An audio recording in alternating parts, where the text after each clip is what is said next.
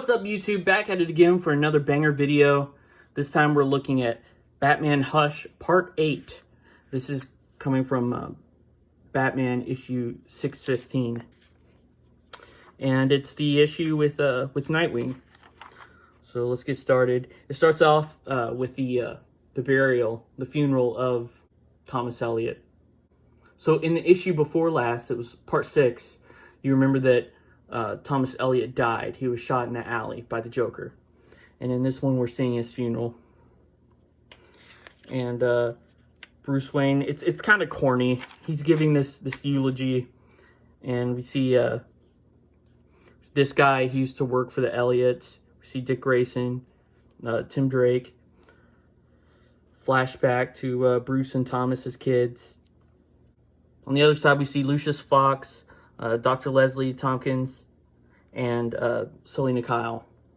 So everyone's come out to see Thomas Elliot's burial. And Bruce breaks out the "Oh Captain, My Captain" poem to read at this guy's funeral, and everyone just kind of rolls their eyes at him. "Oh Captain, my Captain." Sit down, Mr. Anderson. You see in this page, she's like, "Oh, please, not oh Captain, my Captain." And she's like, "Remind me not to have him speak at my funeral." I think that's funny. Bruce puts one of these game pieces that they played as children, puts that on the casket as they lower it into the grave. And then it cuts to the Batcave, and we see all these cool like holograms. You know, he's analyzing how Thomas died. He says, subject analysis, Elliot Thomas, cause of death, heart failure due to rupture of the aortic valve and left ventricle. Ballistic report indicates the bullet was fired from a 9mm Glock, standard issue Gotham City Police Department firearm. And as he's doing this, Nightwing shows up, doing his acrobatic routine. And he's trying to comfort him.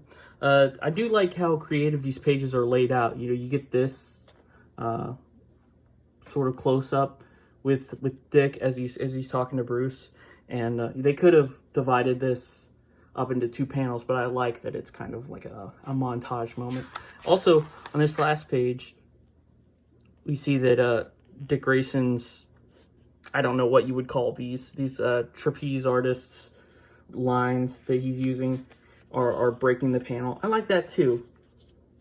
I don't know, I think that's creative. Anyways, they've got holograms of all these different characters who we've seen in the book so far. Got Superman, Killer Croc, Catwoman, Poison Ivy, Harley Quinn, Joker. They're trying to narrow down who could be Hush. We get this awesome double-page spread of the Batcave, all the Batmobiles. And if you remember, a few parts ago, the Batmobile was destroyed. You remember the tire got shot out, the wheel came off, and he flipped it a bunch of times. Anyways, he's got plenty of cars, backup cars. And you got one that's from the cartoon, got the Adam West one, got one for Batman Forever. It's just all these references to the Batmobiles of the past. So it's cool, you're getting to see Jim Lee as he shows you another version of the Batmobile. And this one's got a huge battering ram on the front. It's a battering ram. And as it crashes into this van with the Riddler inside, he's just made off with all this cash. And Dick Grayson springs into action. He's beating up the goons, doing all this karate and martial arts, you know. And the Riddler, he's trying to get away. He sneaks off into a manhole, into the sewers. We talked about this in like part 2 or 3 about the sewers being a getaway for Batman villains. Anyways, he's going down there again. There's a lot of sewers in this book. I'm just realizing because when Batman and Catwoman were trying to get away in Metropolis, where did they go? They went to the sewers. So, just noticing a common theme. maybe Batman should start patrolling the sewers. So the Riddler, he climbs up this ladder, makes it to the surface. He starts to celebrate a little too soon, because who shows up but Batman? He apprehends him, and they collect all the money. Nightwing's tying up the goons, and Batman turns on this ultraviolet vision, where he can, look at all the fingerprints and stuff. And he says it's ash from the Lazarus pit. He's somehow able to look at those handprints and recognize the ash. So that's it for him and Nightwing. They go separate ways. And now we get this sequence where the pages are split in half. And you're seeing Arkham Asylum and the Gotham City Zoo. So at the Arkham Asylum, Joker is getting a visitor, and Catwoman is waiting for Batman at the Tiger exhibit at the Gotham Zoo. And on this page,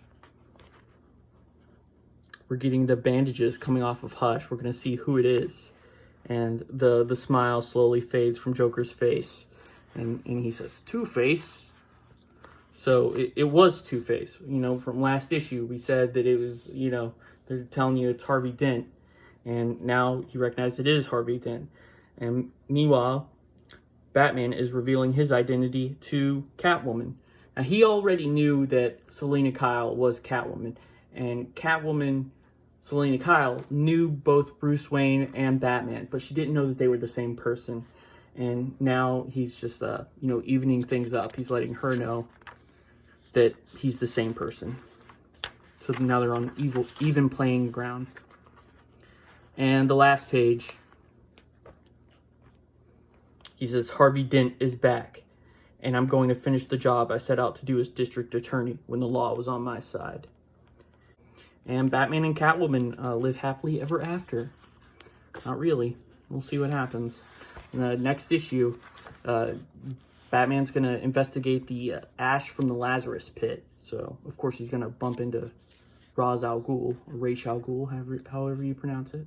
I'm probably going to go back and forth with how I pronounce it. But I'll try and stay consistent. We'll go with Ra's, since that's what I hear a lot of people saying nowadays.